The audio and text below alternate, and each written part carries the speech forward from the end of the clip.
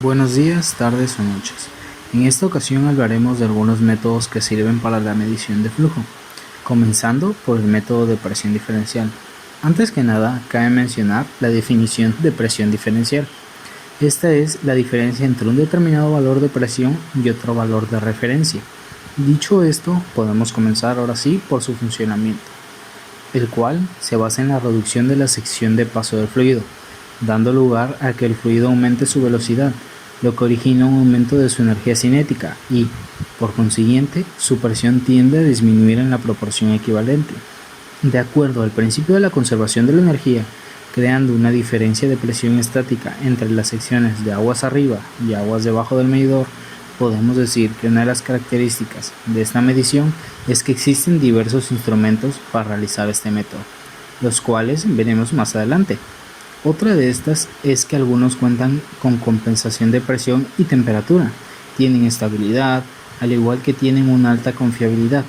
Uno de los instrumentos utilizados en esta medición son las placas de orificio, las cuales están formadas por una toma de presión posterior y anterior, la placa de orificio, obviamente, y el diámetro del orificio de la placa, que como podemos observar en la presentación se encuentra una foto en donde podemos llegar a observar los diferentes tipos de orificios que estas placas pueden llegar a tener.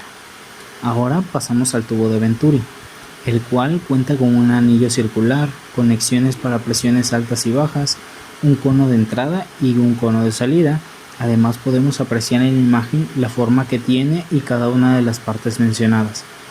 En la siguiente diapositiva podemos ver la presentación de una tobera de flujo y en la parte inferior un tubo de pitot, el cual está formado por una cruceta de válvulas, válvulas de conexión a mangueras, una guía de medición, la varilla, un anillo fijador, entre todas las demás partes que lo forman, y el lugar en el que van.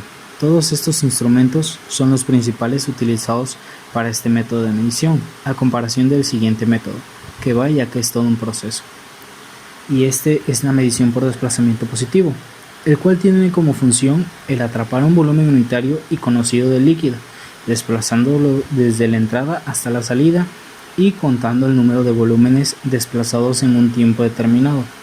También se suelen conocer con el nombre de contadores, debido a que cuentan el volumen de líquido independientemente del tiempo transcurrido. Sirven para conseguir una buena estanqueidad de las partes móviles, evitando un par de rozamiento inaceptable, y que la cantidad de líquido que se escape a través del medidor sea moderada.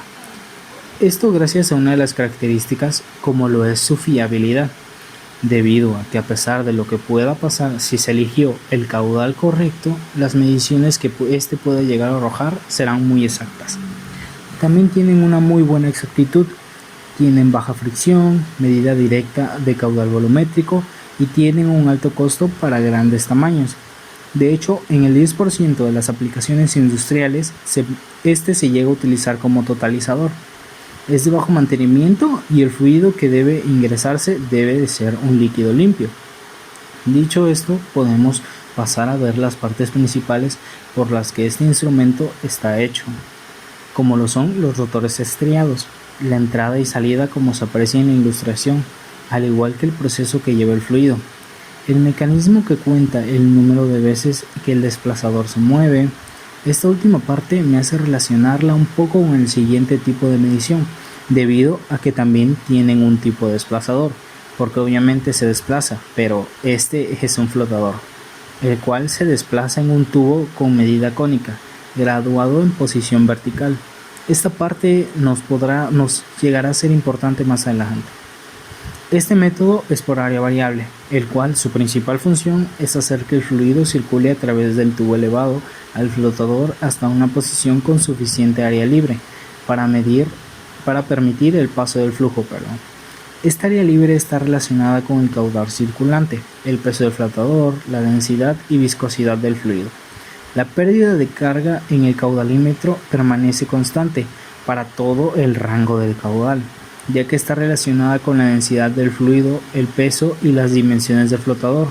La indicación del caudal se obtiene al aumentarse el área del flujo cuando el caudal aumenta. Como ya se había mencionado al principio de este tipo de medición, Una de sus principales características es que este debe de llegar a ser instalado en una tubería de manera vertical. También requieren una calibración específica para cada fluido.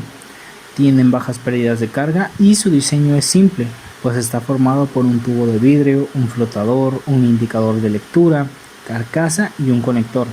En la presentación podemos llegar a apreciar dos tipos de modelos para este tipo de medición.